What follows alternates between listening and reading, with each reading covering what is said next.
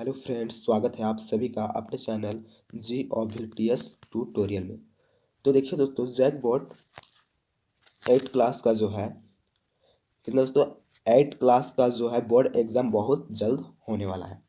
मार्च का पहला सप्ताह में ही, कब दोस्तों, मार्च का जो है पहला सप्ताह में ही आप लोगों का एग्ज़ाम जो है होगा। और दोस्तों, आप लोगों का मॉडल क्वेश्चन भी ऑलरेडी आ चुका है। तो आप लोगों का मॉडल क्वेश्चन जो है आ चुका है। तो दोस्तों, इस वीडियो में मैं आप लोगों को 2023-24 कितना दोस्तों 2023-24 का क्लास कितना दोस्तों क्लास 8 का जो है मॉडल क्वेश्चन पेपर बताने वाला हूँ। बहुत ही ज़्यादा इम्पोर्टेंट क्वेश्चन है। यहाँ से भी आप लोगों का जो है फाइनल बोर्ड एग्जाम में क्वेश्चन रहेगा। तो आप लोग सभी क्वेश्चन को दोस्तों अच्छी तरीके से जो है याद कर लीजिएगा। और बहुत जल्द आप लोगों का एग्ज़ाम रूटीन भी आने वाला है दोस्तों। क्या दोस्तों, आप लोगों का एग्ज़ाम रूटीन जो है बहुत जल्द आने वाला है। एग्ज़ाम रूटीन आएगा तो मैं आप लोगों के लिए जो है वीडियो एक बनाकर जो है अपलोड कर दूंगा। इसलिए दोस्तों, आप चैनल को क्या कीजिएगा, सब्सक्राइब करके जो है रखिएगा। और जैक बोर्ड क्लास 8 के लिए मॉडल क्वेश्चन के साथ साथ दोस्तों मैं आप लोगों के लिए जो है very very very important question upload करने वाला हूँ। वायरल पेपर जो है मैं अपलोड करने वाला हूँ। इसलिए दोस्तों, आप जो चैनल को सब्सक्राइब करके रखिएगा, ताकि मैं जब भी अगला वीडियो जो अपलोड करूँ तो आप तक नोटिफिकेशन जो है पहुँच जाए और आप जो है वीडियो को देख सकें। और दोस्तों, आपका एग्ज़ाम अच्छा से जाए। तो चलिए आप लोग बिना देर किए हुए क्वेश्चन की ओर बढ़ते हैं। तो देखिए, आप लोगों से जो क्वेश्चन जो पूछा जाएगा, आपका टोटल जो है हर एक सब्जेक्ट से 50 MCQ क्वेश्चन पूछा जाएगा। और आप लोगों को जो है OMR सेट पर जो है आपको एग्ज़ाम देना होगा। तो चलिए हम लोग क्वेश्चन की ओर बढ़ते हैं। इस वीडियो में हम लोग साइंस का कौन सा दोस्तों, साइंस का यानी कि दोस्तों विज्ञान का जो है हम लोग इम्पोर्टेंट क्वेश्चन देखेंगे। मॉडल क्वेश्चन पेपर का 2024 का ऑफिशियल ओरिजिनल क्वेश्चन को देखेंगे। तो देखिए दोस्तों, आप ये मॉडल क्वेश्चन जो झारखंड सेक्शन अनुसंधान एवं प्रशिक्षण परिषद रांची, आपको model question paper for examination year 2023-24 कौन सा दोस्तों 2023-24 वर्ग आपका 8 सब्जेक्ट जो हम लोग इस वीडियो में मॉडल पेपर सॉल्व करने वाला है वो आपका सब्जेक्ट विज्ञान यानी कि साइंस। आपको दोस्तों जो है समय जो दिया जाएगा 1 घंटा का टोटल समय दिया जाएगा। आप लोग सामान्य निर्देश को अच्छी तरह से पढ़ लीजिएगा। तो चलिए हम लोग पढ़ते हैं प्रश्न की ओर। तो देखिए, यहाँ कहता है सही विकल्प का चयन करें। क्या दोस्तों, सही विकल्प का आपको चयन करना है। तो देखिए दोस्तों, आपका पहला प्रश्न कहता है कोशिकाओं का वह समझ जिसकी रचना उद्गम तथा कार्य समान हो उसे क्या कहते हैं। देखा, पूछा गया है कोशिकाओं का समूह जिसकी क्या दोस्तों, जिसकी रचना और उद्गम तथा कार्य समान हो। तो जिनका उद्गम और कार्य और रचना समान हो उसे क्या कहते हैं। तो उसे क्या कहते हैं दोस्तों, आपको बताना है। देखिए, पहला ऑप्शन कहता है कोशिका झिल्ली, दूसरा कहता है आपका केंद्रक और तीसरा कहता है आपका उत्तक और डी नंबर का ऑप्शन कहता है आपका जीव द्रव्य। तो आपका करेक्ट आंसर हो जाएगा दोस्तों ऑप्शन नंबर सी, उत्तक। तो क्या कहते हैं दोस्तों, उत्तक। उद्गम तथा कार्य समान हो उसे क्या कहते हैं, उत्तक कहते हैं। आप लोग अच्छी तरह से याद कर लीजिएगा। चलिए हम लोग बढ़ते हैं नेक्स्ट प्रश्न की ओर। तो देखिए, 2 नंबर का क्वेश्चन कहता है एक कोशिकीय जीव कौन सा है। तो एक कोशिकीय जीव कौन सा है उसे आपको बताना है। पहला कहता है मक्खी, दूसरा कहता है केचुआ और तीसरा कहता है अमीबा और चौथा जो कहता है तितली। तो आपका 2 नंबर का करेक्ट आंसर हो जाएगा दोस्तों ऑप्शन नंबर सी, अमीबा जो है आपका एक कोशिकीय जीव है। देखिए, 3 नंबर का क्वेश्चन आपका कहता है सजीव के शरीर की संरचनात्मक एवं क्रियात्मक इकाई क्या है? तो शरीर का दोस्तों संरचनात्मक और क्रियात्मक इकाई कौन है, उसे आपको बताना है। तो 3 का आपका करेक्ट आंसर हो जाएगा ऑप्शन नंबर पहला, कोशिका। कोशिका जो है आपका सजीव के शरीर की संरचनात्मक और क्रियात्मक इकाई है। 4 नंबर का प्रश्न कहता है आपका निम्न में से अधातु कौन सी है? जो दिया हुआ है दोस्तों, ये तो इनमें से कौन सा अधातु है उसे बताना है आपको।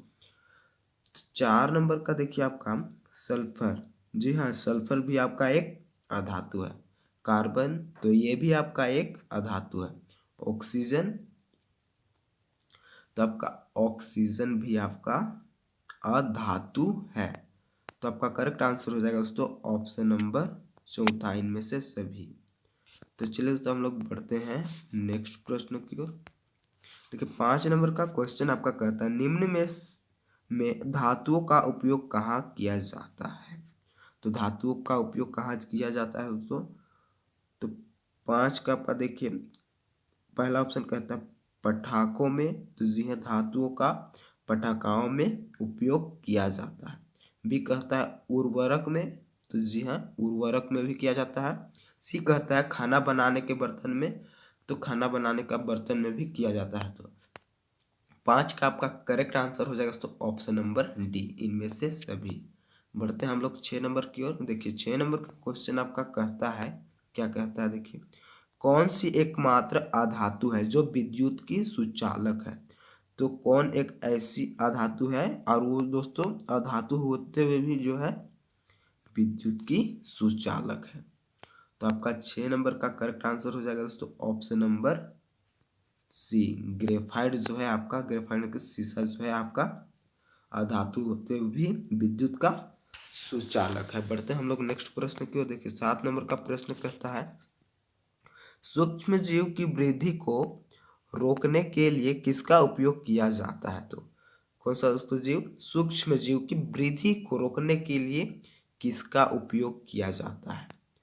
तो आपका 7 नंबर का करेक्ट आंसर हो जाएगा दोस्तों ऑप्शन नंबर डी, यानी कि दोस्तों नमक, खाद्य तेल, चीनी, ये तीनों का हम लोग सूक्ष्म जीव की वृद्धि को रोकने के लिए हम लोग उपयोग करते हैं। तो आपका करेक्ट आंसर हो जाएगा ऑप्शन नंबर डी हो जाएगा। 8 नंबर का प्रश्न कहता है देखिए लेग्यूम पौधों की जड़ों में कौन सा जीवाणु उपस्थित होता है? तो लेग्यूम पौधा है, तो उनकी जड़ों में कौन सा जीवाणु उपस्थित होता है? तो आपका जो 8 का करेक्ट आंसर हो जाएगा दोस्तों ऑप्शन नंबर पहला, राइजोबियम। तो राइजोबियम आपका करेक्ट आंसर हो जाएगा।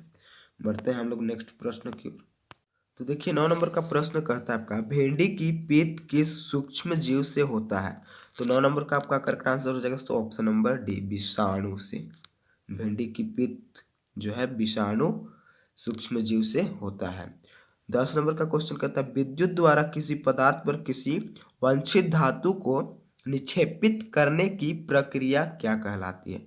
तो निक्षेपित करने की प्रक्रिया क्या कहलाती है दोस्तों? तो आपका 10 नंबर का करेक्ट आंसर हो जाएगा तो ऑप्शन नंबर सी, विद्युत लेपन कहलाती है। 11 नंबर का प्रश्न कहता है कौन सा घोल विद्युत का कुचालक होता है? तो कौन सा ऐसा घोल है दोस्तों, वो आपका विद्युत का क्या होता है, कुचालक होता है। तो 11 नंबर का आपका करेक्ट आंसर हो जाएगा ऑप्शन नंबर डी, आसुत जल। तो आसुत जल जो है वो घोल विद्युत का कुचालक होता है। बढ़ते हैं हम लोग नेक्स्ट प्रश्न की ओर। देखिए 12 नंबर का प्रश्न कहता है विद्युत अपघटन का क्या उपयोग है? तो विद्युत अपघटन का क्या उपयोग है आपको बताना है। तो 12 का देखिए धातुओं के निष्कर्षण आपका करेक्ट हो जाएगा। बी कहता है धातुओं के शुद्धिकरण, ये भी करेक्ट हो जाएगा। और सी कहता है इलेक्ट्रोप्लेटिंग में, तो ये भी आपका करेक्ट हो जाएगा। तो यानी कि दोस्तों आपका correct answer option number D हो जाएगा, इनमें से सभी।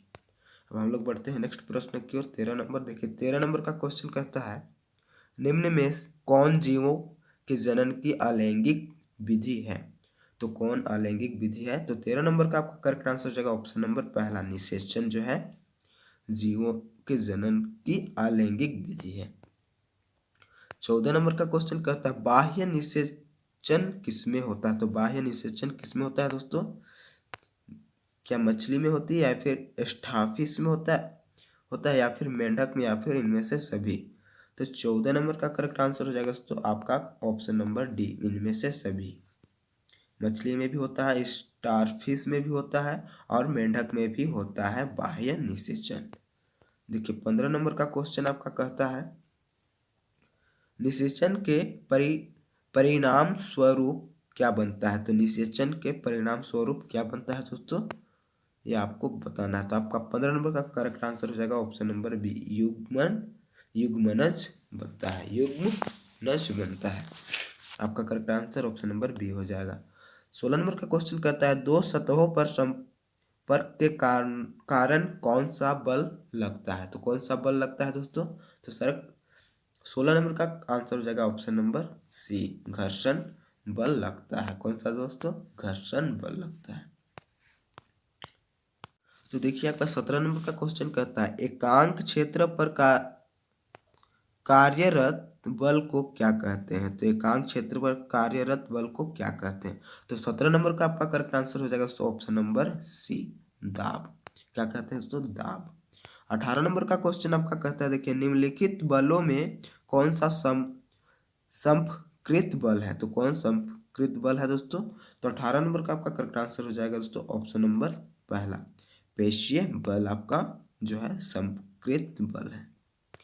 बढ़ते हैं नेक्स्ट। देखिए 19 नंबर का क्वेश्चन आपका कहता है सूर्य नाभिकीय अभिक्रियाओं द्वारा क्या उत्पन्न करता है? तो सूर्य नाभिकीय अभिक्रियाओं द्वारा क्या उत्पन्न करता है दोस्तों? तो क्या उत्पन्न करता है? तो 19 नंबर का आपका करेक्ट आंसर हो जाएगा क्या दोस्तों? उष्मा होगा, या फिर प्रकाश होगा, या फिर दोनों, या फिर इनमें से कोई नहीं। तो आपका करेक्ट आंसर हो जाएगा ऑप्शन नंबर सी, दोनों। आपका सूर्य नाभिकीय अभिक्रिया द्वारा जो है उष्मा भी और प्रकाश भी आपका उत्पन्न करता है। आप लोग अच्छी तरह से याद कर लीजिएगा दोस्तों। आप और चैनल पर आप पहली बार आए हैं दोस्तों, चैनल को सब्सक्राइब कर लीजिएगा, और सब्सक्राइब कर लेने के बाद दोस्तों आप नोटिफिकेशन को ऑल पे सेट कर दीजिएगा, ताकि दोस्तों मैं वीडियो अपलोड करूँ तो नोटिफिकेशन जो है आपके पास पहुँचे और वीडियो को आप देख सकें। और दोस्तों मैं मॉडल क्वेश्चन सेट वीडियो का आंसर अपलोड करने के बाद दोस्तों मैं आप लोगों के लिए very very very important question जो है अपलोड कर दूंगा। इसलिए दोस्तों आप अभी तक सब्सक्राइब नहीं किए हैं तो चैनल को सब्सक्राइब करके रखिएगा। तो चलिए दोस्तों हम लोग बढ़ते हैं नेक्स्ट प्रश्न की ओर। देखिए 20 नंबर का प्रश्न आपका कहता है कौन जीवाश्म ईंधन नहीं है?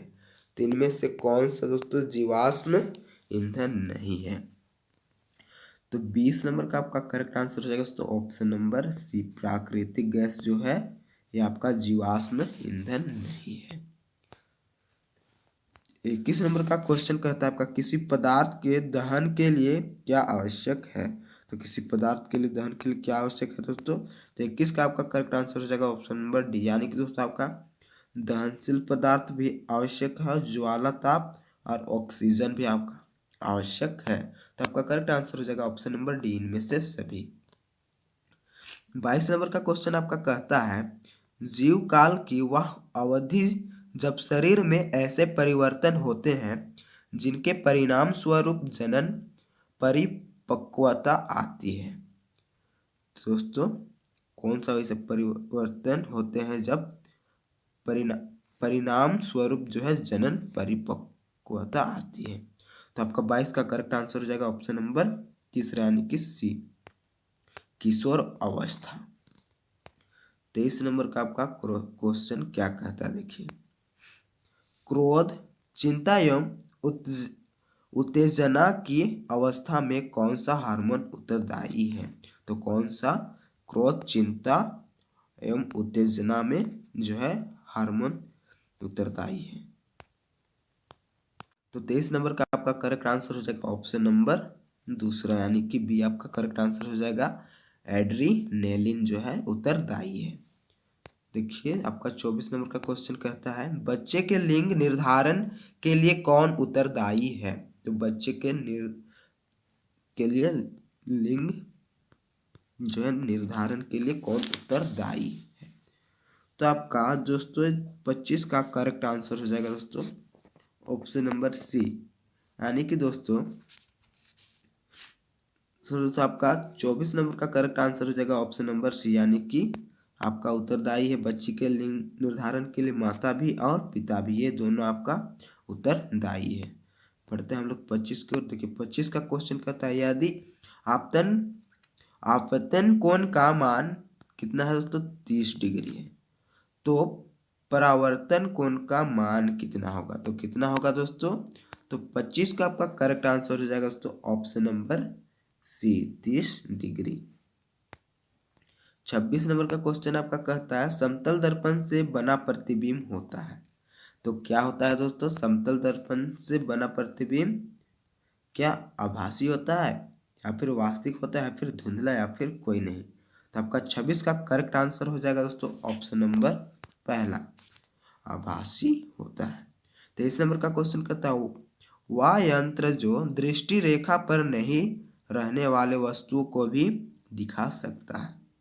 तो आपका करेक्ट आंसर हो जाएगा 27 का ऑप्शन नंबर पहला, पेरिस्कोप। 28 का क्वेश्चन कहता है काटी गई फसल से बीजों या दानों को अलग करना क्या कहलाता है। तो क्या कहलाता है दोस्तों, तो 28 का करेक्ट आंसर हो जाएगा तो ऑप्शन नंबर आपका डी, थ्रेसिंग कहलाती है। काटी गई फसलों के बीज या दानों को क्या कहते हैं, तो थ्रेसिंग कहते हैं। 29 नंबर का क्वेश्चन आपका कहता है देखिए अनाज के भंडारण के लिए अनाज में नमी की मात्रा क्या होनी चाहिए। तो नमी की मात्रा क्या होना चाहिए दोस्तों, तो 29 का आपका करेक्ट आंसर हो जाएगा दोस्तों ऑप्शन नंबर सी, आपका 14% से कम नमी होनी चाहिए। क्या करने के लिए दोस्तों, अनाज भंडारण के लिए। 30 नंबर का क्वेश्चन कहता है किस जीव को किसानों का मित्र कहा जाता है। तो किस जीव को किसानों का जीव कहा जाता है दोस्तों, आपका करेक्ट आंसर हो जाएगा ऑप्शन नंबर डी, केचुआ। केचुआ का जो है किसानों का मित्र कहा जाता है। 31 नंबर का क्वेश्चन कहता है देखिए सूर्य के सबसे ऊपरी सतह का तापमान कितना होता है। तो सूर्य की सबसे ऊपरी सतह का तापमान कितना होता है दोस्तों, तो आपका 31 नंबर का करेक्ट आंसर हो जाएगा दोस्तों ऑप्शन नंबर बी, 6000 सेल्सियस जो आपका होता है सूर्य के सबसे ऊपरी सतह का तापमान। 32 नंबर का क्वेश्चन आपका कहता है देखिए निम्न में से कौन प्राकृतिक उपग्रह है। तो इनमें से कौन प्राकृतिक उपग्रह है दोस्तों, तो 32 का आपका करेक्ट आंसर हो जाएगा ऑप्शन नंबर बी, चंद्रमा जो है प्राकृतिक का उपग्रह है। 33 नंबर का क्वेश्चन कहता है किस ग्रह का द्रव्यमान सबसे अधिक है। तो किस ग्रह का द्रव्यमान दोस्तों सबसे अधिक है, तो 33 नंबर का आपका करेक्ट आंसर हो जाएगा दोस्तों ऑप्शन नंबर सी, बृहस्पति ग्रह का द्रव्यमान सबसे अधिक है।